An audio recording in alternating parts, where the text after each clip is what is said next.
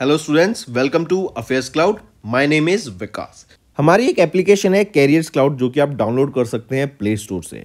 हम Android users के लिए अवेलेबल है and once you have downloaded the application आप इसको लॉग इन करेंगे through your Gmail ID and once you have downloaded the application and logged in तो आप यहाँ पे रीडायरेक्ट हो जाएंगे इस पेज पर जहां पर आपको home, all courses, my courses, doubt का सेक्शन मिलेगा। हमारे इस एप्लीकेशन पर आपको डेली बेसिस पे करंट अफेयर्स की पीडीएफ्स मिलेगी both in Hindi as well as English. ये जो करंट अफेयर्स हम आपको प्रोवाइड कराते हैं बहुत इंपॉर्टेंट होते हैं एग्जाम पॉइंट ऑफ व्यू से, तो इसकी पीडीएफ्स के साथ ही साथ हम आपको क्विज भी प्रोवाइड कराते हैं ताकि आप उन पीडीएफ्स को पढ़ने के बाद अपनी प्रैक्टिस के लिए क्विज भी अटेम्प्ट कर सकें डेली बेसिस पे। डेली करंट अफेयर्स के साथ साथ वी मेक श्योर हम आपको वीकली बेसिस पे भी करंट अफेयर्स प्रोवाइड कराएं both in English as well as Hindi. ये आपकी एक कंपाइल्ड पीडीएफ होती है ऑफ प्रीवियस वीक जब हम आपको इंपॉर्टेंट करंट अफेयर्स प्रोवाइड कराते हैं ऑफ दैट पर्टिकुलर वीक। इससे आपकी रिवीजन बहुत अच्छी होती है एंड सिमिलरली हम आपको क्विज भी प्रोवाइड कराते हैं वीकली बेसिस पे ताकि आप अपने वीक के कंटेंट्स को रिवाइज कर सके एंड सिमिलर प्रोसेस रहती है आपकी मंथली बेसिस पे।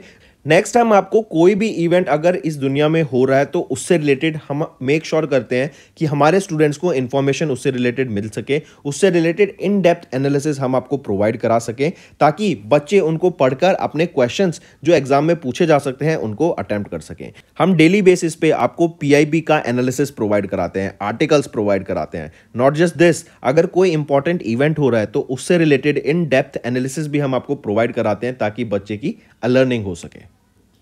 Next we make sure to provide you with exam specific content. Previous years के क्वेश्चंस प्रोवाइड कराते हैं ताकि बच्चे एनालिसिस कर सकें अबाउट द एग्जाम पैटर्न, किस तरीके का सिलेबस आता है, किस तरीके के क्वेश्चंस पूछे जाते हैं एंड इवन एग्जाम होने के बाद we make sure to provide you with the correct analysis of that particular exam. इसी के साथ साथ हम स्टेट करंट अफेयर्स भी प्रोवाइड कराते हैं ऑफ डिफरेंट स्टेट्स ताकि बच्चे किसी पर्टिकुलर स्टेट एग्जाम की प्रिपेयर कर रहे हैं तो उनको भी यहां पर बेनिफिट देखने को मिल सके। इसी के साथ साथ हम टॉपिक वाइज करंट अफेयर्स भी आपको मंथली बेसिस पे प्रोवाइड कराते हैं। ये टॉपिक्स काफी इंपॉर्टेंट होते हैं एंड इनसे एग्जाम में क्वेश्चन पूछा जाता है। ये टॉपिक्स जैसे national affairs, government schemes, international affairs, visits, banking and finance, economy से रिलेटेड, स्पोर्ट्स, डिफेंस, कोई नई एप्लीकेशन अगर आई है, कोई नई टेक्नोलॉजी मार्केट में आई है तो वी मेक श्योर कि हम वो कवर करें ताकि आपकी लर्निंग अच्छे से हो सके। So friends, do check our application, it will be a one stop solution for learning. इसी के साथ साथ फ्रेंड्स अभी कैरियर्स क्लाउड हायर कर रहा है। We have openings for subject matter experts for quant, reasoning and English. इसी के साथ साथ वी आर ऑल्सो लुकिंग कि content creator for current affairs जो कि हमें डेली बेसिस पे, मंथली बेसिस पे, वीकली बेसिस पे कंटेंट प्रोवाइड करा सके एंड हमें एक हिंदी ट्रांसलेटर भी चाहिए जो कि इंग्लिश कंटेंट को हिंदी में ट्रांसलेट कर सके। अगर आपको अप्लाई करना है तो आप इस क्यूआर कोड को स्कैन कर सकते हैं for more information as well as आप हमारे डिस्क्रिप्शन में जो लिंक दिया है उस पर भी जाकर फर्दर इंफॉर्मेशन ले सकते हैं। हेलो फ्रेंड्स, तो आज की वीडियो में 6 अप्रैल के इंपॉर्टेंट करंट अफेयर्स डिस्कस करेंगे। काफ़ी हेल्पफुल सेशन रहेगा तो एंड तक बने रहिएगा। चलिए स्टार्ट करें। Name the India's first indigenous car T cell therapy जो कि लॉन्च की गई president of India Droupadi Murmu ma'am के द्वारा।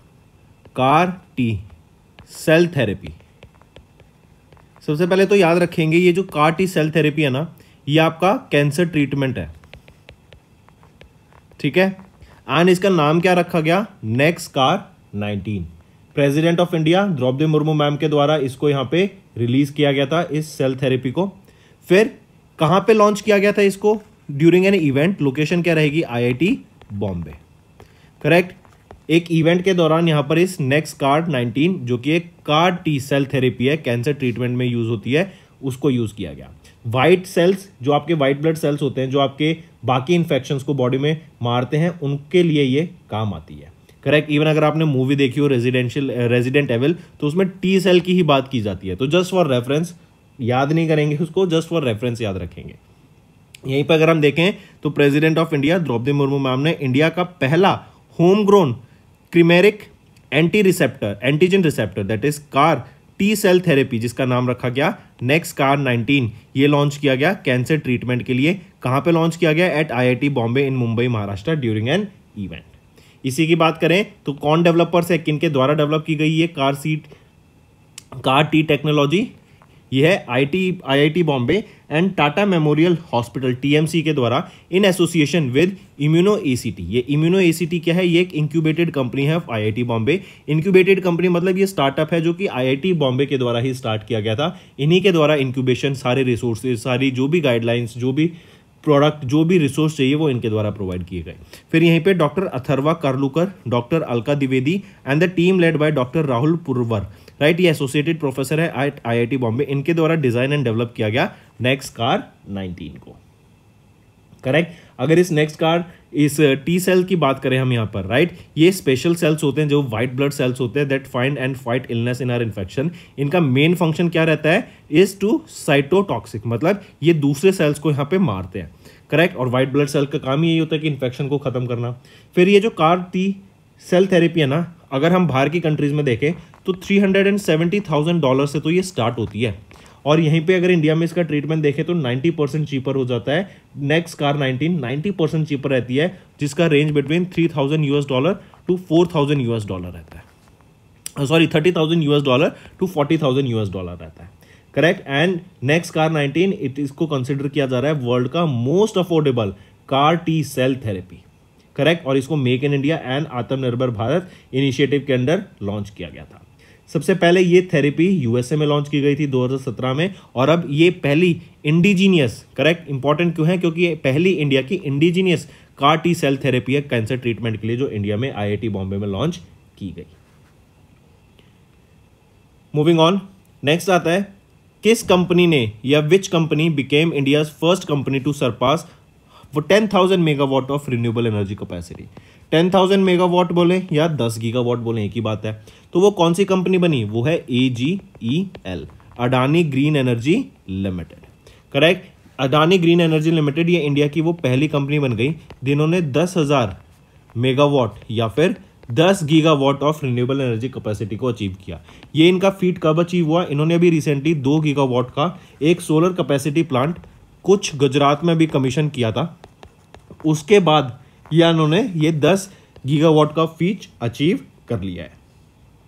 ठीक है। यहीं पे अगर हम देखें, AGEL बिकेम कंट्री की पहली कंपनी टू सरपास 10,000 मेगावाट या फिर 10 gigawatt of renewable energy capacity. ठीक है। देन इसी के साथ साथ देखें तो AGEL इन्होंने ऐड किया 2848 megawatt to their operational portfolio in financial year 24। AGEL का जो 10,934 मेगावाट ऑपरेशनल पोर्टफोलियो है, इसमें से 7,393 मेगावाट सोलर है, 1,401 मेगावाट विंड है and 2,140 megawatt wind solar hybrid capacity है। करेक्ट। और एज पर the AGEL statements 10,934 megawatt operational portfolio will more than 5.8 million homes, ये पावर करेगा मोर देन 5.8 मिलियन होम्स को, and about 21 million turns of carbon dioxide जो emissions है उसको ये रिड्यूस कर देगा, अवॉइड करेगा। AGEL की अगर मैं बात करूं तो यहां पे चेयरमैन कौन रहेंगे? गौतम अडानी। ठीक। हेडक्वार्टर्स कहां पे रहेगा इसका? अहमदाबाद, गुजरात में। नेक्स्ट पर आते हैं सागर कवच। ये कोस्टल सिक्योरिटी एक्सरसाइज है, कहां पर हुई? सागर कवच कोस्टल सिक्योरिटी एक्सरसाइज है। करेक्ट। 0124 सागर कवच। ये एक्सरसाइज हुई कहां पर? ये अभी एक UT में हुई जिसका नाम है Lakshadweep. Correct. Coastal security exercise है। 1 और 2 अप्रैल को ये हमें एक्सरसाइज देखने को मिली थी। इससे पहले जो पहला एडिशन हुआ था वो आपका केरला एंड माही। ये माही क्या है? ये माही आपकी यूनियन टेरिटरी ऑफ पौंडीचेरी का ही पार्ट है। करेक्ट। केरला एंड माही में हमें देखने को मिला था 21 एंड 22 मार्च को, और अब ये लेटेस्ट कहां हुई है? लक्षद्वीप में। ठीक है। यहां पर Indian navy, Indian coast guard, marine police, right, और अदर जो सिक्योरिटी एजेंसीज हैं वो इसमें इन्वॉल्व थी।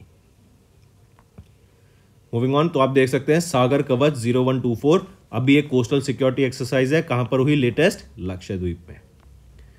तो दोस्तों इसी के अलावा एक और चीज याद रखेंगे, हम आपको डेली बेसिस पे फ्री वोकैबुलरी प्रोवाइड करते हैं हमारे affairs cloud Hindu vocabs Telegram channel में, जिसका लिंक आप हमारे डिस्क्रिप्शन से ले सकते हैं। राइट। एंड यहां पर हम डेली आपको 4 वर्ड्स प्रोवाइड कराते हैं जो कि मोस्ट इंपॉर्टेंट वर्ड्स होते हैं। ये आपके पिक्टोरियल फॉर्मेट में हम आपको प्रोवाइड कराते हैं, राइट। यहीं पर हम मेक श्योर करते हैं कि हम आपको 5 क्विज क्वेश्चंस भी दें डेली बेसिस पे, ताकि आपकी प्रिपरेशन हो सके, करेक्ट। एंड ये चीजें अगर आपको प्रिपरेशन करनी है, अपने वोकैब को इंक्रीज करना है, तो आप हमारे टेलीग्राम चैनल को जरूर ज्वाइन कीजिएगा। इसका लिंक हमारे डिस्क्रिप्शन में इस वीडियो के नीचे गिवन है। उस टेलीग्राम लिंक को ज्वाइन कीजिए एंड अपने वोकैब को और एनहेंस कीजिए। एंड डेली बेसिस पे हम मेक श्योर करते हैं कि आपको ये कंटेंट प्रोवाइड करें। चलिए वापस आते हैं अपने कंटेंट पर। Which are the best places in the world to conduct businesses as per the data released by Economics Intelligence Unit? EIU इनके द्वारा भी एक डाटा रिलीज किया गया इन देयर BER। EIU के द्वारा BER रिलीज किया गया है। ये BER क्या है? Business environment ranking. ये रिपोर्ट रिलीज की गई एंड इस रिपोर्ट में बेसिकली आपका 82 कंट्रीज को कंसिडर किया गया है, राइट। एंड यहीं पर 91 इंडिकेटर्स को मैच किया गया, 11 कैटेगरीज को कंसीडर किया गया और सारा डाटा निकालने के बाद इन्होंने बताया जो टॉप 3 कंट्रीज आ जाती हैं for doing business in the world, वो है यूएस, डेनमार्क एंड सिंगापुर। पर ये एक ऑर्डर में नहीं है। यहीं पर अगर हम देखें तो बेस्ट कंट्री कौन सी है टू डू बिजनेस, वो है सिंगापुर। सिंगापुर फर्स्ट पोजिशन पे, सेकेंड पोजिशन पे आ जाता है डेनमार्क, थर्ड पोजीशन पे आ जाता है यूनाइटेड स्टेट्स ऑफ अमेरिका। तो यहीं पे क्वेश्चन आ सकता है कि इंडिया की क्या रैंक रहेगी in this intelligence economics units की जो ये BER business environment ranking report है इसमें। तो इंडिया 51 पोजीशन पर आ जाता है यहां पर, ठीक है। तो सिंगापुर ऐसा क्यों है जो टॉप पर है? रीजन क्या है सिंगापुर का बेस्ट होने का? सिंगापुर क्यों है? क्योंकि यहां पे पॉलिटिकल स्टेबिलिटी है एंड जो गवर्नमेंट है वो domestic and private sector technology को ग्रो करने में, बिजनेस को ग्रो करने में काफी ज्यादा सपोर्ट करती है, राइट। यहां पे जो फिर देखें जो डेनमार्क है ये काफी ज्यादा हाई क्वालिटी इंफ्रास्ट्रक्चर में इन्वेस्ट करता है।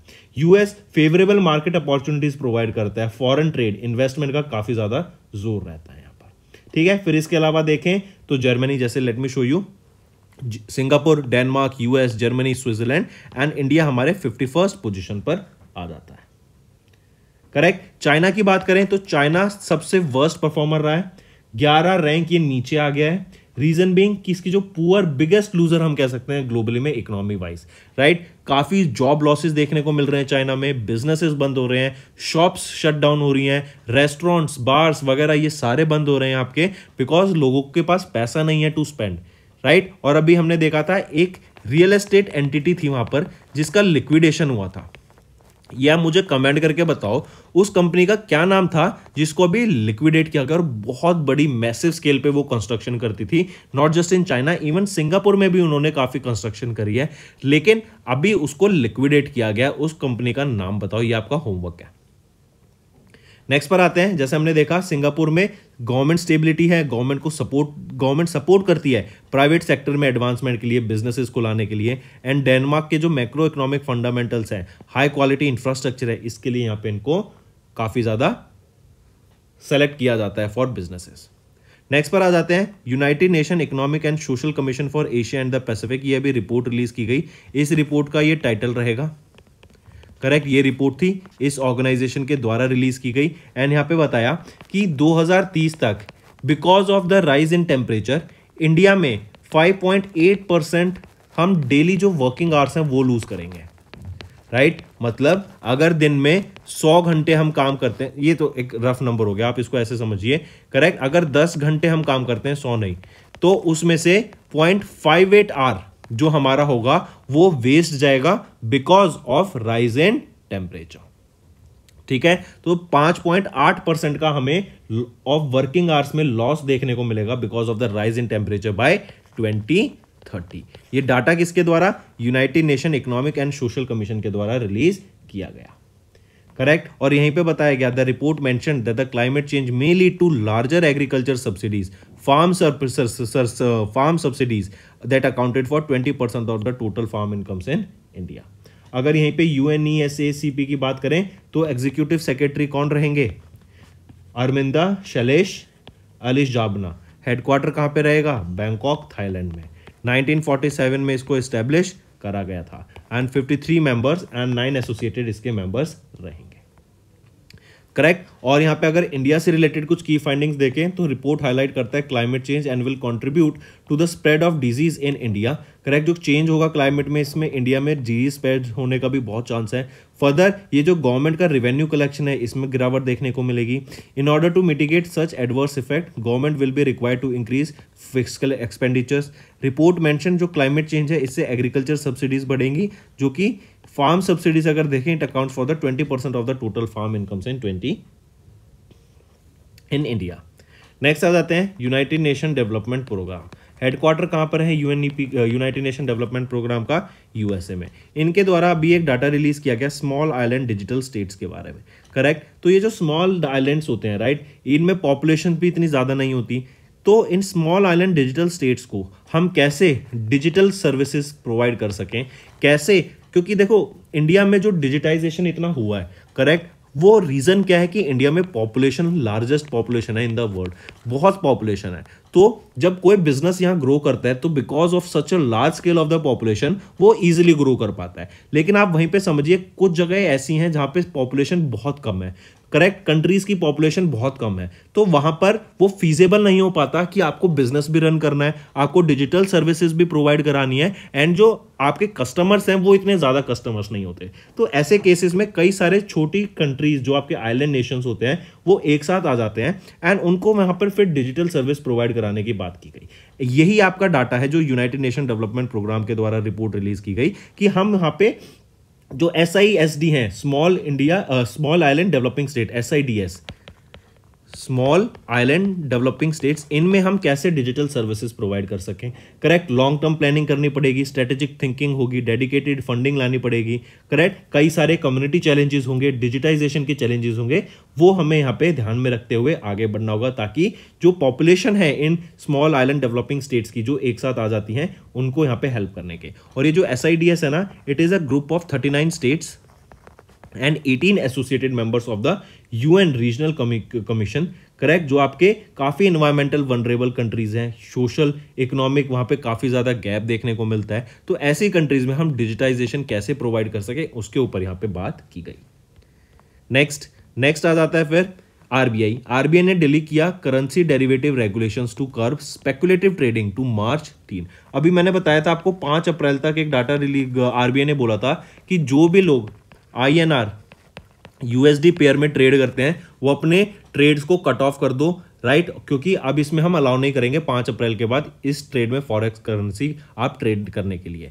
इसका रीजन क्या था कि RBI चाहता है कि जो इंडियंस है ना, जो ये फॉरेक्स में ट्रेड करते हैं, इसकी जगह इक्विटी सेगमेंट में ट्रेड करें, हमारे NSE BSE पे ट्रेड करें। एंड यही रीजन था कि क्रिप्टो पे भी यहाँ पे बैन जो लगाया गया सरकार के द्वारा कि लोग इतने ज्यादा वहां पर ट्रेड करते थे कि अगर वो वहां से ट्रेड छोड़ के अपना इंडियन मार्केट्स में ट्रेड करें तो इंडियन मार्केट्स को बहुत ज्यादा ग्रोथ देखने को मिलेगा। एंड ये स्टेप भी इसलिए लिया गया था, करेक्ट। तो यहाँ पे काफी ज्यादा ह्यूज लॉसेस देखने को मिल सकते थे अगर ये 5 अप्रैल तक इंप्लीमेंट हो जाता। तो इसी को ध्यान में रखते हुए RBI ने जो ये अपना डिसीजन था has deferred the implementation of exchange traded currency derivatives regulation bye a month, उसको 3 मई तक कर दिया है, करेक्ट। इसका एम क्या है कि जो स्पेकुलेटिव ट्रेडिंग है ना उसको खत्म करना, and this is in the view of the feedback received from the market and the recent developments कि 1 महीना इसको एक्सटेंड कर दो। अब जो रेगुलेशन है उनके हिसाब से only traders with underlying forex exposures are permitted to trade in the currency derivatives such as contracts adding companies in hedging against currency risk, correct. And जो पोस्टपोनमेंट होता है of the regulation provide short term relief and concerns of the potential declines in trade volumes. जब ये trade करते हैं ना लोग forex में तो काफी ज्यादा जो करेंसी है ना वो फ्लक्चुएट हो जाती है, तो उसको ध्यान में रखते हुए, क्योंकि हम जो ट्रेडर्स होते हैं जब सरकार कोई ट्रेड करती है तो, और क्योंकि हम जानते हैं कि US और जो डॉलर है और इंडिया की जो रुपीज है वो अभी और गिर गया, तो मतलब जो US है वो और स्ट्रांग हो गया और पैसे की वैल्यू और गिर गई। तो इससे क्या होता है कि जब हम ट्रेड करते हैं ना तो हमें अपने बैलेंस शीट में ये जो डिफरेंस है ये ध्यान में रखना होता है बिजनेसमैन को।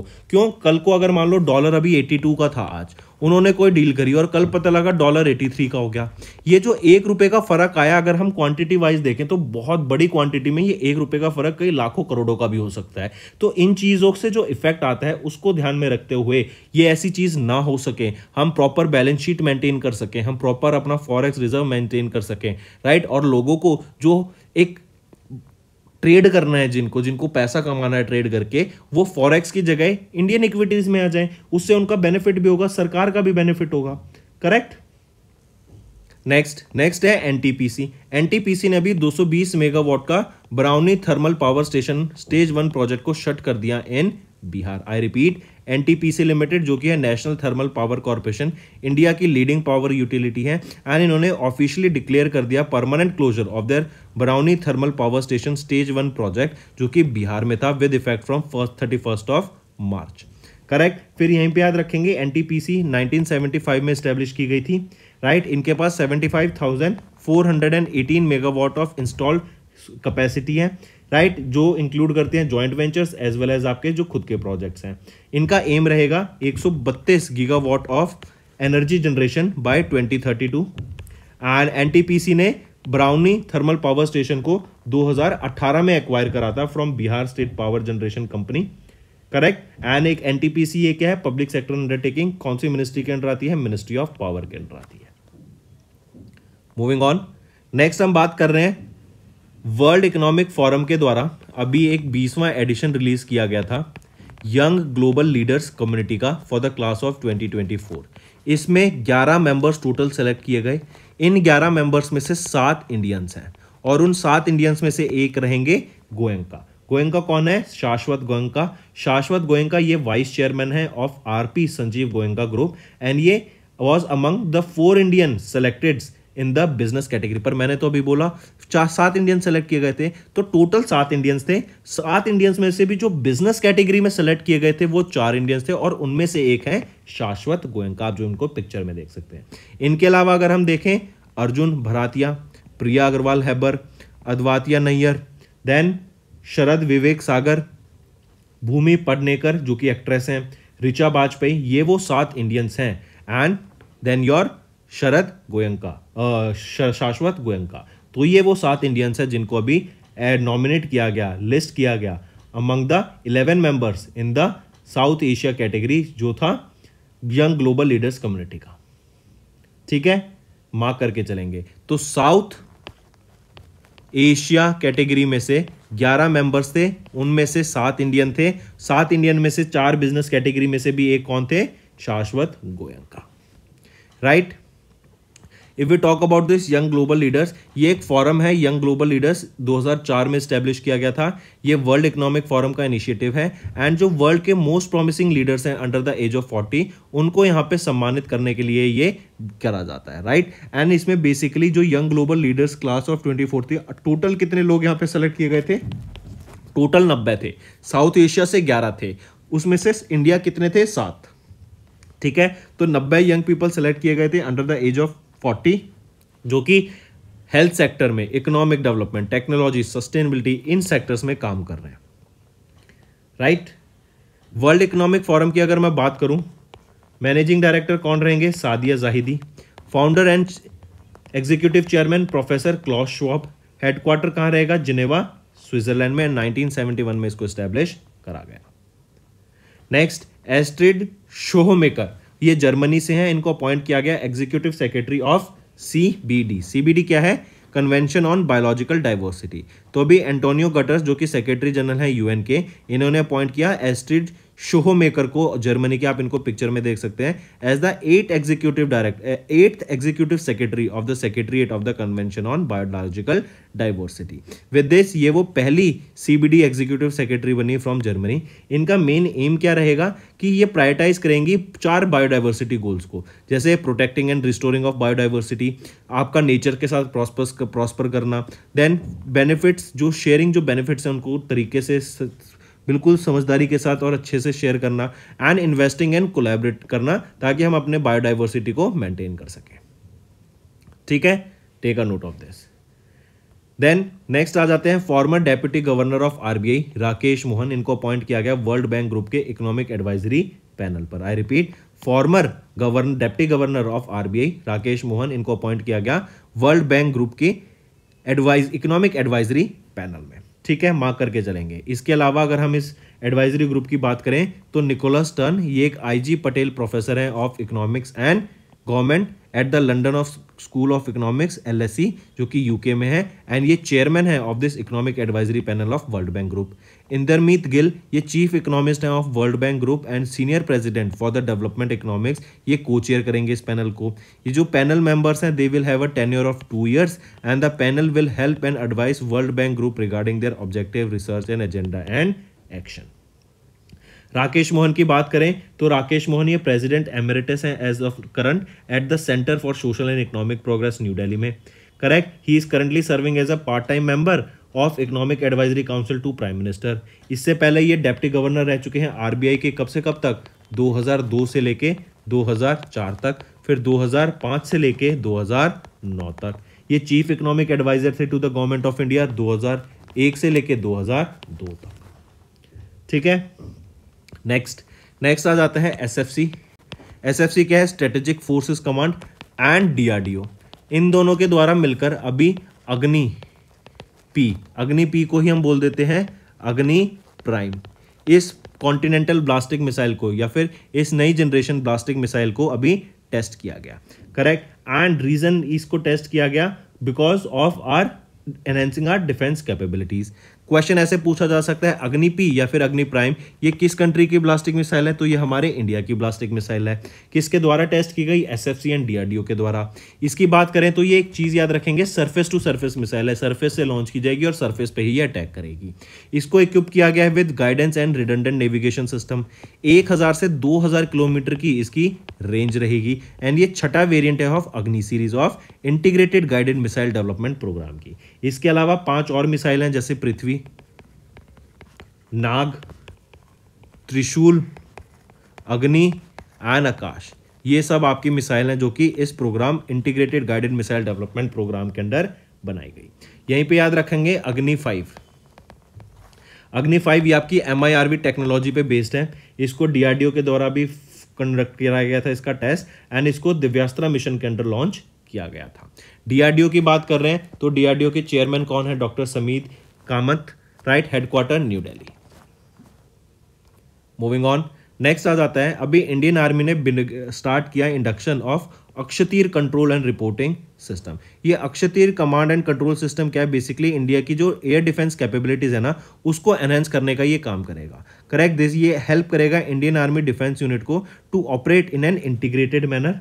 करेक्ट, इस प्रोजेक्ट को डेवलप किसके द्वारा किया गया है? भारत इलेक्ट्रॉनिक्स लिमिटेड के द्वारा एंड आत्मनिर्भर भारत इनिशिएटिव के अंदर इसको लॉन्च किया गया। जो इनिशियल बैच है ऑफ द कंट्रोल सेंटर वो रोल आउट किए गए from BEL Ghaziabad UP on 4 अप्रैल को। ये जो कॉन्ट्रैक्ट है 1982 करोड़ रुपीस का कॉन्ट्रैक्ट रहेगा। मिनिस्ट्री ऑफ डिफेंस ने ये कॉन्ट्रैक्ट साइन किया किसके साथ? BEL के साथ। 1982 करोड़ रुपए का कॉन्ट्रैक्ट रहेगा and it is to procure automated air defence control and reporting system, जो कि है आपका प्रोजेक्ट अक्षतीर, इंडियन आर्मी के लिए रहेगा। एंड ये बेसिकली क्या है, जो एयर डिफेंस कंट्रोल सिस्टम है ना, उसको ऑटोमेट करने के लिए कि कोई भी अगर हमारा एनिमी ड्रोन आ जाता है, एनिमी एयरक्राफ्ट आ जाता है, तो उससे हमारा जो स्पेस है, एयर स्पेस है, वो हमारा एरिया जो है वो सेफ रह सके। राइट, BEL की अगर हम बात करें, BEL क्या है? Bharat electronics limited. ये एक नवरत्ना पब्लिक सेक्टर अंडरटेकिंग है जो कि मिनिस्ट्री ऑफ डिफेंस के अंडर आता है। चेयरमैन एंड मैनेजिंग डायरेक्टर कौन रहेंगे? भानु प्रकाश श्रीवास्तव। हेडक्वार्टर बेंगलोर कर्नाटका में रहेगा एंड 1954 में इसको एस्टेब्लिश करा गया।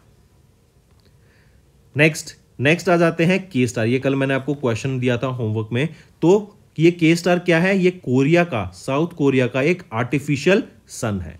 एंड अभी ये क्यों न्यूज में है? क्योंकि कोरिया का आर्टिफिशियल सन ने एक रिकॉर्ड सेट कर दिया for sustaining plasma at 100 million degree Celsius.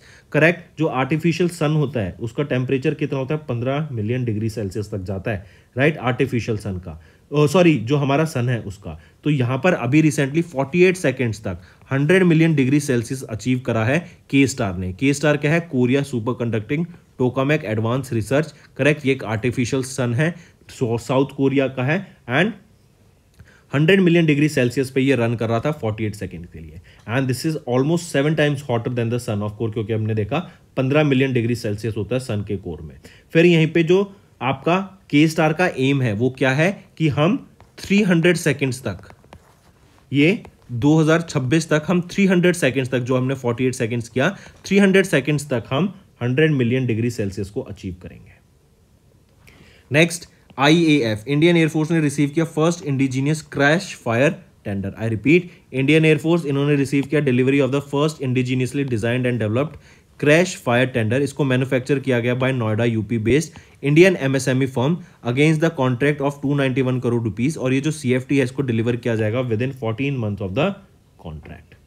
ठीक है, फिर इसी के अलावा याद रखेंगे अभी तेजस मार्क 1A एयरक्राफ्ट सीरीज का पहला एयरक्राफ्ट LA5033 इसको अभी लॉन्च किया गया, इसका टेस्ट किया गया फ्रॉम हिंदुस्तान एरोनॉटिक्स लिमिटेड की हेडक्वार्टर या फैसिलिटी से, जो कि बेंगलोर कर्नाटका में है।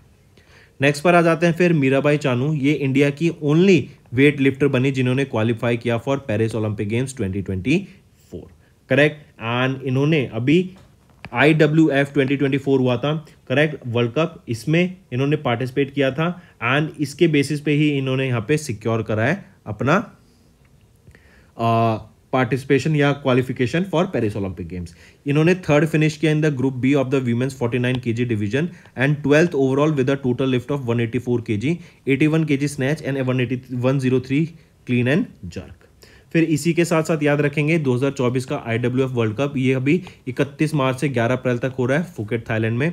2024 का IWF वर्ल्ड कप ये one of the 2 compulsory competition है कि अगर आपको पेरिस ओलंपिक गेम्स में क्वालिफाई करना है तो यहाँ पर आपको करना पड़ेगा। एंड इसी के साथ साथ आपका जो लास्ट हुआ था वो था IWF world weight lifting competition, जो कि रियाद सऊदी अरेबिया में हुआ था 4 से 17 सितंबर 2023 में।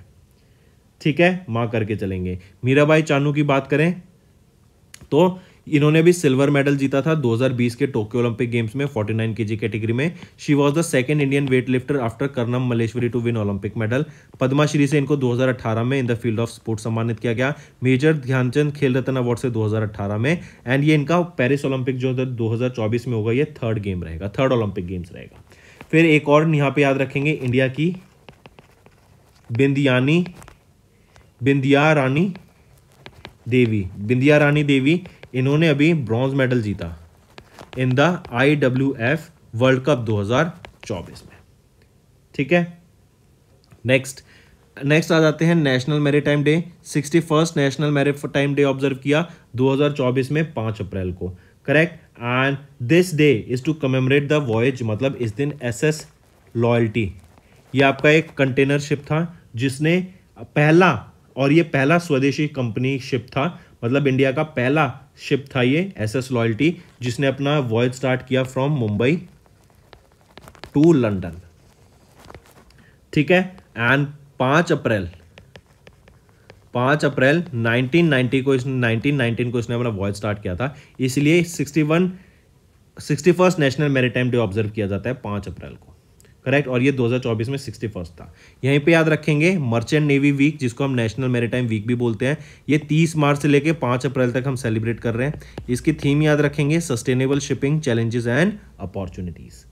नेक्स्ट पर आ जाते हैं इंटरनेशनल डे ऑफ कंसाइंस। 5 अप्रैल को ये डे ऑब्जर्व किया जाता है and to raise awareness about the importance of building a culture of peace with love and conscience through customs of the loyal national and regional communities. 5 अप्रैल को हम observe करते हैं इंटरनेशनल डे ऑफ कंसाइंस। तो दोस्तों ये थे हमारे आज के इंपॉर्टेंट करंट अफेयर्स। अब आ जाते हैं आपके फेवरेट सेगमेंट पर, जो कि है वन लाइनर्स। चलिए स्टार्ट करें। नेक्स्ट कार 19 ये क्या है? इंडिया का पहले indigenous car T cell technology cell therapy, जो कि आपके कैंसर ट्रीटमेंट में यूज आता है, उसका नाम अडानी ग्रीन एनर्जी। ये वो इंडिया की पहली कंपनी बन गई जिन्होंने सरपास किया 10 gigawatt of renewable energy capacity को। सागर कवच 0124 की बात करें, ये कोस्टल सिक्योरिटी एक्सरसाइज है जो कि लक्षद्वीप में हुई। सिंगापुर, डेनमार्क एंड यूएस इसी ऑर्डर में देखेंगे। ये बेस्ट प्लेसेस हैं in the world to conduct businesses as पर इकोनॉमिक इंटेलिजेंस यूनिट की BER रिपोर्ट आई उसमें।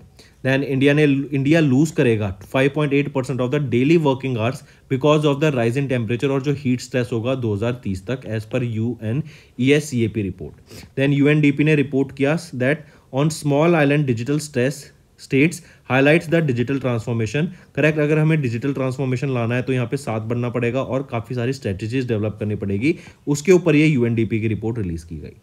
RBI ने डिले किया करेंसी डेरिवेटिव रेगुलेशंस को 1 महीने से, अब कब तक है? 3 मई 2024 तक। देन NTPC ने शट किया 220 मेगावाट का brownie thermal power station stage 1 project, जो कहाँ पर है? बिहार में। गोयनका अमंग 7 इंडियंस, शाश्वत गोयनका ये अमंग द 7 इंडियंस हैं जिनको नेम किया गया global leaders community the class of 24 में by world economic forum. Total 90 हैं, 90 में से 11 साउथ एशिया से बिलोंग करते हैं और उसमें से 7 इंडियन से और उनमें से एक है शाश्वत गोयनका। नेक्स्ट, एस्ट्रिड शोमेकर, ये जर्मनी से बिलोंग करती हैं एंड इनको एग्जीक्यूटिव सेक्रेटरी अपॉइंट किया गया है सीबीडी का। Former deputy governor of RBI Rakesh Mohan, इनको अपॉइंट किया गया वर्ल्ड बैंक ग्रुप के इकोनॉमिक एडवाइजरी पैनल पर। एसएफसी एंड डीआरडीओ ने सक्सेसफुली फ्लाइट टेस्ट किया new generation ballistic missile Agni Prime का या अग्नि पी का। इंडियन आर्मी ने इंडक्शन स्टार्ट किया of Akashteer control and reporting system, जो कि एक ऑटोमेटेड सिस्टम रहेगा ताकि हमारी जो फोर्सेज हैं उसको एनहेंस किया जा सके, सिक्योरिटी को एनहेंस किया जा सके। देन के स्टार, ये साउथ कोरिया का आर्टिफिशियल सन है एंड इन्होंने रिकॉर्ड सेट किया for sustaining plasma at 100 million degree Celsius for 48 second. Then Indian air force ने रिसीव किया पहला indigenous crash fire tender. Mirabai Chanu ये ओनली इंडियन वेट लिफ्टर बनी जिन्होंने क्वालिफाई किया 2024 के पेरिस ओलंपिक गेम्स के लिए। 61वां National maritime Day 5 April and International day of Conscience भी 5 अप्रैल। तो अगर ये आपको वन लाइनर्स पसंद आए फ्रेंड्स और आप चाहते हैं हम ऐसे डेली बेसिस पे लाते रहें तो वीडियो को लाइक ज़रूर करना एंड कमेंट करके ज़रूर बताना आपका क्या व्यूज़ रहेगा। तो अब चलते हैं कुछ आपके और रिवीजन पार्ट पर जो कि आपकी लर्निंग में काफ़ी ज़्यादा हेल्प करेंगे। Next, Indian army has officially declared 2024 as the dash year. तो इंडियन आर्मी ने ऑफिशियली डिक्लेयर किया ईयर 2024 को as the year of technology absorption. ठीक है। Next, in January 2024, Dash became the first international organization for standardization IEC 27001 2022 certified petrochemical organization in India। तो वो है Haldia petrochemicals limited, right. और ये जो सर्टिफिकेशन है it was awarded by UK based certification body BSI, जो कि है British standards institution, in a ceremony जो कि कोलकाता वेस्ट बंगाल में हुई। Next, which tiger reserve have recently designated as the India का पहला dark sky park and Asia का 5th park for promoting the night sky. मतलब रात को लाइट पॉल्यूशन जहाँ पे रिड्यूस हो जाता है, बिल्कुल ना के बराबर हो जाता है एंड हम स्काई में हम तारों को ईजिली देख पाते हैं, उस जगह को ये बेसिकली नाइट स्काई बोला जाता है, या फिर हम बोलें इंडिया का पहला डार्क स्काई पार्क रहता है। तो ये कहाँ पर किसको बनाया गया अभी, ये है पेंच टाइगर रिजर्व जो कि महाराष्ट्र में है। ये इंडिया का पहला, इंडियाज फर्स्ट एंड एशिया का 5वां डार्क स्काई पार्क रहेगा, राइट। पेंच टाइगर रिजर्व जो कि महाराष्ट्र में है। नेक्स्ट है India to build first strategic petroleum reserve with private company by 2029-2030 तक। हम इंडिया जो वर्ल्ड के third biggest oil importer and consumer है, आप यहां देख सकते हैं इंडिया जो वर्ल्ड का third biggest oil importer and consumer है, हमारा प्लान है टू बिल्ड पहला privately manage strategic petroleum reserve by 29-30 तक। करेक्ट, यहीं पर याद रखेंगे Indian strategic petroleum reserve limited जो कि एक स्पेशल पर्पस व्हीकल है, इसको क्रिएट किया गया था बाय गवर्नमेंट ऑफ इंडिया के द्वारा 2004 में under the Ministry of Petroleum and Natural Gas, correct, to maintain the strategic petroleum reserves in the country and it has invited bids for the construction of 2.5 million turns of underground storage Padur में, कहां पर, कर्नाटका में। Location important है, mark करके चलेंगे। ठीक है, फिर नेक्स्ट आ जाता है who top the Forbes world's billionaires list 2024। तो अभी वर्ल्ड्स बिलियनियर्स लिस्ट रिलीज की गई थी, फॉर्ब्स के द्वारा रिलीज की गई। इनकी ये 38th annual world billionaires list है। इसमें टॉप किया बर्नार्ड अर्नल्ट ने जो कि CEO हैं लुई विटॉन ब्रांड के, करेक्ट। सेकंड पोजीशन पे इलॉन मस्क आ जाते हैं एंड थर्ड पोजीशन पे आ जाते हैं जेफ बेजोस। बर्नार्ड अर्नल्ट की अगर हम वेल्थ देखें तो $233 बिलियन के साथ इन्होंने टॉप किया। इलॉन मस्क की बात करें तो $195 बिलियन की इनकी नेटवर्थ रही एंड जेफ बेजोस 194 बिलियन के साथ थर्ड पोजीशन पर रहे। वहीं पर अगर हम मुकेश अंबानी की बात करें तो ये 9th पोजीशन पर आ जाते हैं इन द वर्ल्ड, करेक्ट। और ये एक लौते इंडियन है जिन्होंने टॉप 10 पोजीशन में अपना नाम सिक्योर किया। फिर मुकेश अंबानी की ही बात करें तो ये पहले एशियन है, फर्स्ट एशियन जिन्होंने $100 बिलियन का मार्क ब्रीच किया। इनकी वैल्यूएशन कितनी, अगर इनकी टोटल नेटवर्थ देखें तो $116 बिलियन के साथ ये 9th पोजीशन पर आते हैं। फिर इंडिया के सेकंड रिचेस्ट पर्सन आ जाते हैं गौतम अडानी। गौतम अडानी की नेटवर्थ कितनी है, $84 बिलियन। थर्ड पोजीशन पे फिर आ जाते हैं शिव नादर, इनकी $36.9 बिलियन के करीब नेटवर्थ रहेगी। ठीक है, चलिए तो देख सकते हैं फर्स्ट पोजीशन पे बर्नार्ड अर्नल्ट, सेकंड पे इलॉन मस्क, थर्ड पे Jeff Bezos, Mukesh Ambani 9th position पे, पहले इंडियन बने या फिर रिचेस्ट इंडियन है एंड पहले Asian to be in the mark जिन्होंने $100 बिलियन का मार्क क्रॉस किया। फिर और ये ओनली इंडियन है जो कि टॉप 10 पोजीशन में आते हैं। फॉर्ब्स की बात करें तो माइक फेडरल ये यहाँ के चीफ एग्जीक्यूटिव ऑफिसर हैं। न्यू जर्सी यूएसए में इनका हेडक्वार्टर रहेगा और 1917 में इसको इस्टेब्लिश करा गया। नेक्स्ट आ जाता है पोम 3। पोम 3 एक मिशन है, रॉकेट नहीं है, राइट। ये किसका मिशन था? ये इसरो का मिशन था।